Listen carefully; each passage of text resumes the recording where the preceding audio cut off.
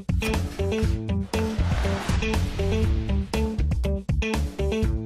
Jungle.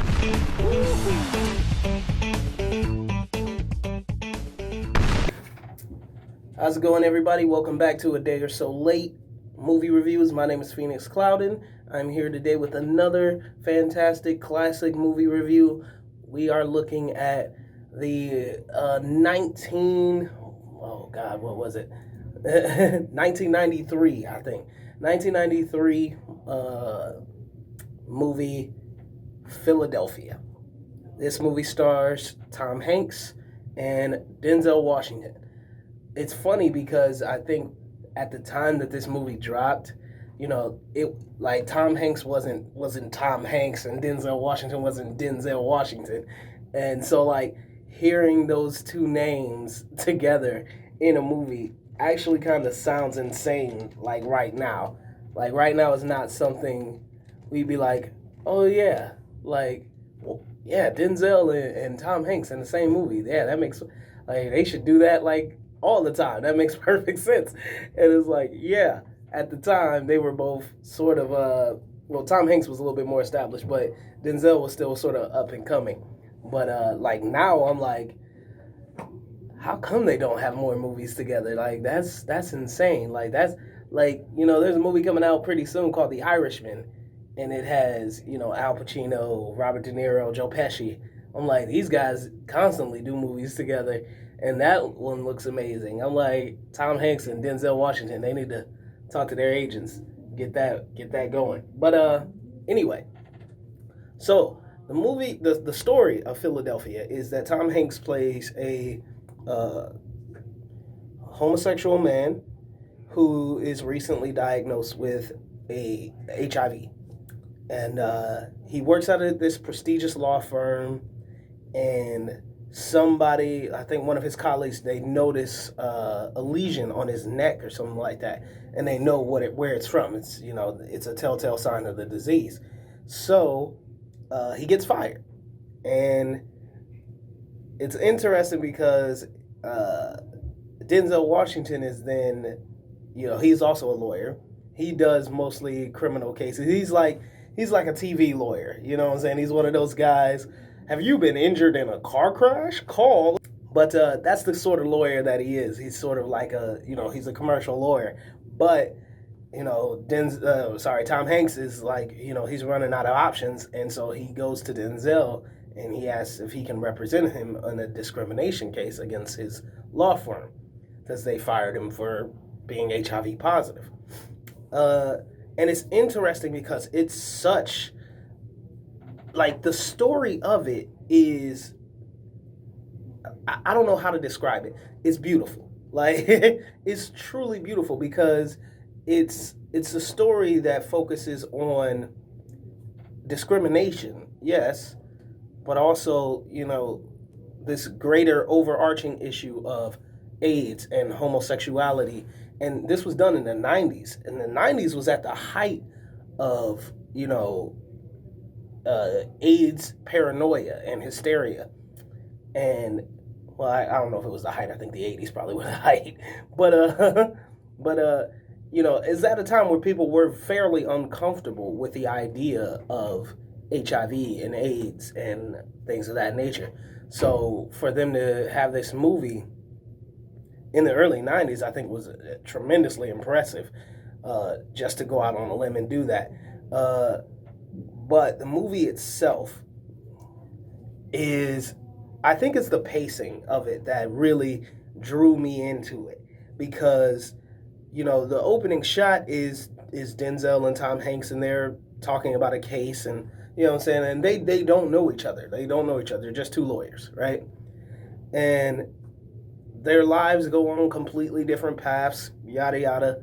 And it's only when they're confronted with this issue that they have to reconnect and try it again. And what I thought was interesting, because I had heard about this movie, but I never saw it.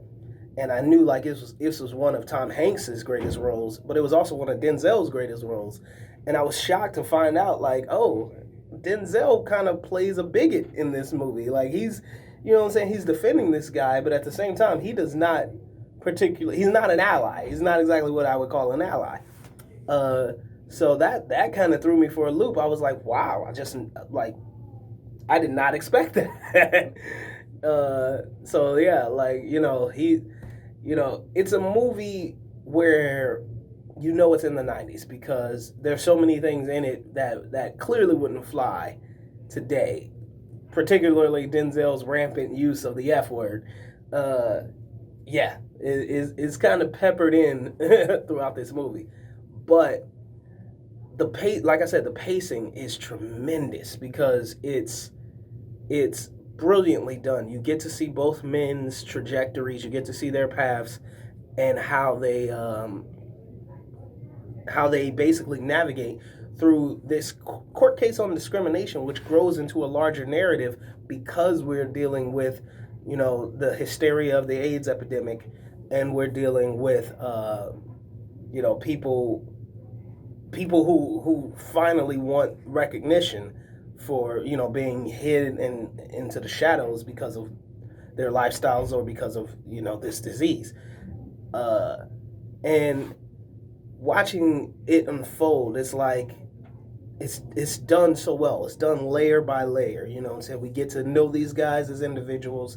We get to see them as, men on their own journeys. One gay, one straight, one black, one white. That aspect comes in. Actually, it doesn't come into it a lot, but it is unique because you're seeing you can almost guess that this role probably wasn't written for Denzel, and yet he's so masterful at it that race doesn't even really get invoked. He's just a lawyer, and I think that's one of the reasons he played the role so well. So, uh, yeah, I thought he did great. But Tom Hanks, man, Tom Hanks is on fire in this role.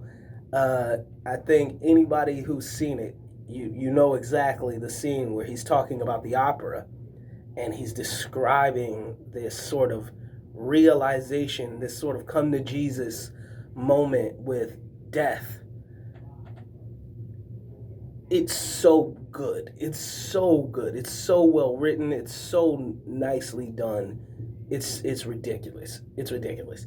Um, but I don't want to give any spoilers away, but towards the end of the movie, like this was another thing that I really wasn't expecting because the movie was so uplifting and so dealing with sort of head on dealing with the issue of AIDS. I was really expecting a happy ending, like a fully happy ending, like he survives the court case, he wins the court case, he he gets somewhat healthy, what I'm saying? He ends the movie alive and, on his way towards, I guess, recovery, something like that. Even though I know that wasn't the reality in the 90s. So that's another reason why I liked it, is that it gives you the reality that like most people do not survive this disease. Like, and even though they're doing this transformational case and they're having this, huge moment in the sun, dealing with discrimination and dealing with the pain of this disease and all of that and the controversy surrounding it, it doesn't change the fact that AIDS is gonna win in the end, and it does. But I think Tom Hanks plays this role so genuinely well. Uh, like I found myself like I didn't cry. I wanted to cry, but I found myself more just impressed because the strength of this movie is in its writing, in its pacing, and definitely in its acting. There's no way you have a movie that stars quite possibly two of the greatest living actors of our time and it not be well acted. So I thought I was super impressed because like I'd heard so much about this movie and never really thought like, oh yeah, I should pay attention to this. I mean, it's Tom Hanks, it's Denzel Washington, but for me, like I was just like I'd always heard it. It's like, oh yeah, Philadelphia. That's one of those movies that's I knew light facts about it, like, oh, it's about AIDS and something in a court case. Like, I had no idea. And so coming into it later, watching it, uh, it's amazing how well crafted it is. I think overall as a movie, it's it's I think it's rewatchable just for the performances. Uh, but I think its true charm is in its writing and its pacing and its acting. I think it's a movie that you should own because it's just so well done. It's so well done, and that alone is worth seeing it again. So out of 10, it gets a solid 8 for me. Uh, the acting puts it way above any other movie uh, on this subject. And I don't really know if there is another movie on the same subject as Philadelphia. And that's why it sort of stands out because it's a movie sort of on its own. And like I can't say enough good about the acting. Like for most of the movie, it's just these two characters. By the way, also Antonio Banderas is in this movie playing Tom Hanks's partner. That threw me for a loop. I was like, "That's Antonio Banderas." What? Wow. Okay. Uh, so that was that. Like he was just thrown in there as his lover, and I was like, I just never would have expected that. But overall, this movie focuses on these two main characters, and it is essentially at its heart a character study on these two men. And when you get that, when you realize that's what it is, and then it focuses around this court case, this discrimination, and homosexuality as a whole, it's just a genuinely provocative story, one that you literally have to pay attention to. So that was my review of Philadelphia. I loved it. I would definitely recommend watching it again. It's a hallmark movie, in that sense. But we got plenty more movies coming down the pike. I can't wait to share them with you. My first time viewings of all of them, and I hope you guys will continue to follow me on this journey. So this has been A Day or So Late Movie Reviews. My name is Phoenix Clouden. Peace. And the Oscar goes to Tom Hanks in Philadelphia.